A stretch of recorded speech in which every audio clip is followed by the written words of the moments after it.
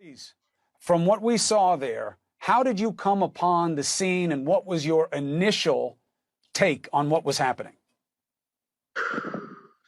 Yeah, it's a lot for me to take in, but it was a really little average day to the corner store. Honestly, I was just really going to get something to drink from the store. I'm in the neighborhood, and I chose a cup to go to, and once I approached the store, I seen three squad cars outside the store. I didn't really think too much of it. I live in a city. I'm from the city. Right. Things happen in the city. It's a lot of different things that happen, and the police got to do their job to protect everybody, and whatnot. That's what was going through my mind. So I was like, another day.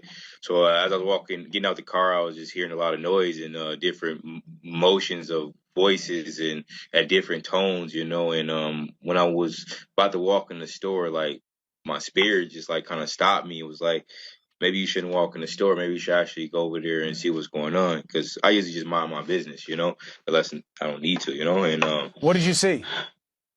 as I was walking over there, I seen a couple of people standing there first. I seen the squad car, and I seen one Asian officer Tao. And I heard people vocally speaking to a individual about, maybe you should, you're cooperate and you're okay now. Maybe they're gonna be able to let you up. And then I started hearing as I was walking another guy talking about he couldn't breathe and something about my stomach. So I've been working with the Minneapolis Police Department through Peachy Luce's, the clubs for the last 10 years. So once I walked up and then doing personal security, I just sat there and observed first to see what was going on, to see if it was, what was going on, because I didn't know. And first thing I noticed was, I didn't know his name was at the time, but I think his name is Gray Floyd, George George Floyd. Floyd.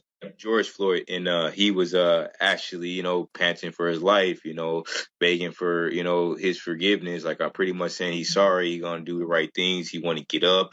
His stomach's hurting.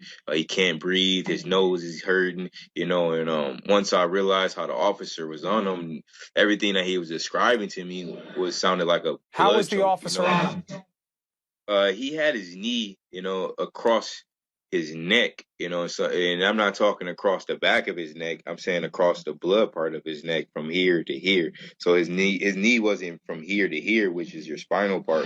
His knee was from here to here, which is your articles and your blood Yeah. choke, your veins, things like that, the things that cut your circulation off from your neck and your brain to your body part, For how long do you think it was like that?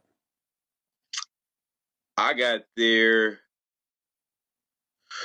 at least 8 to 10 minutes because another witness walked up a little bit after me, and at this time you can hear my voice in the video explaining to this officer what he's doing, what he's capable of, and what they could not be doing at the moment. Did anybody explain to you, or did anything make sense to you about why were they just sitting there with this guy with his knee on his neck and the officers around? Like, why did it take so long?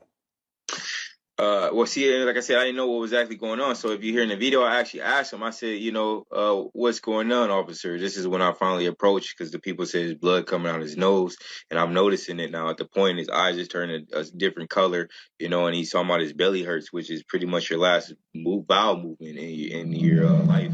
And so that's when I started, pleading with the officers, and nobody else really. I mean, there's only 2 or 3 other people that really spoke up, about it. Me, another guy, and the lady off duty fire department Did lady. they give you any explanation as to why they were keeping him there and why it was taking so long? They said he was resisting arrest, and when he told me he was resisting arrest, I said, officer, he's not resisting arrest. You have your knee on him, and you have handcuffs on him. He is detained at this moment.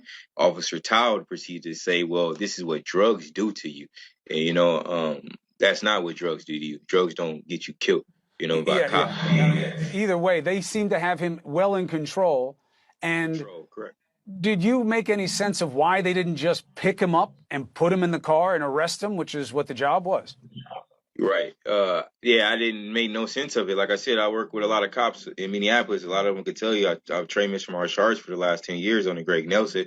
Like, me as a little guy, like I was a rent a door at Peachy Luce's. I'm able to secure and control someone, at 5'6", that's 6'10", 6'20", if you're using the right technique. And they technically was not using professional technique. They was No, using a nobody deli. is trained to put their knee on somebody's throat as a suppression technique. It's not part of a martial arts. It's not even allowed. Forget about fair fighting, but this is not what cops are supposed to do. And obviously, we know that too well now.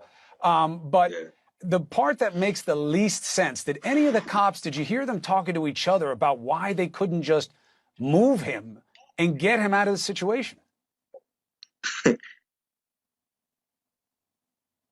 Bro, they wanted to kill that man, bro. Like, I'm gonna be 100, bro. They didn't speak. They didn't say nothing. The views in his eyes, bro. The man that had his knee on his chest, bro. He knew what he was doing. His shimmies in my man's neck, bro. He knew what he was doing. It's just like having a jiu-jitsu choke. If I'm here, I'm shimmying, boom, my choke's on there. I told him it was a blood choke. He knew it was a blood choke. He looked at me when I said it. He put his head down. He did not make any more gestures. He did not say any other thing. And the two other cowards that was on the other side of the car, I didn't know nothing about. I didn't know about until I got videos in my social media and things like that.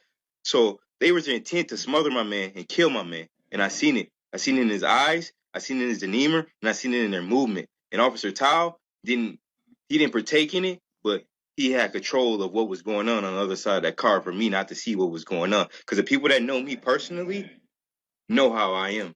And I'm very good. I'm a controlled athlete. I'm a controlled person. You know, I have different levels to who I am. And I show my controlness out there in front of the world.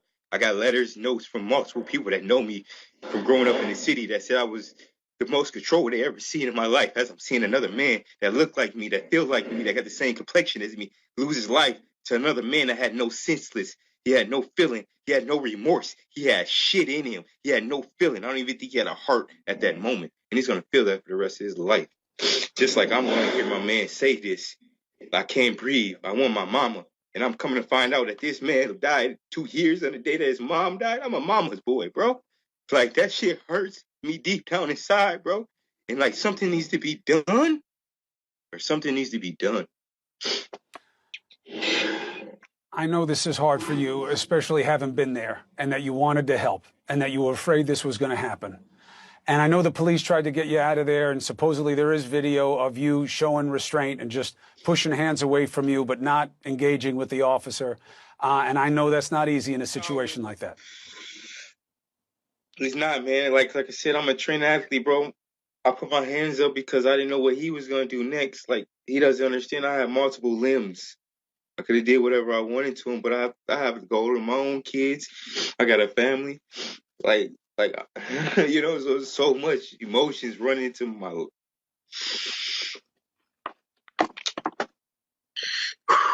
Yeah, I was chosen for this. I don't even know why I was there, but shit, I guess I was chosen for this shit, bro.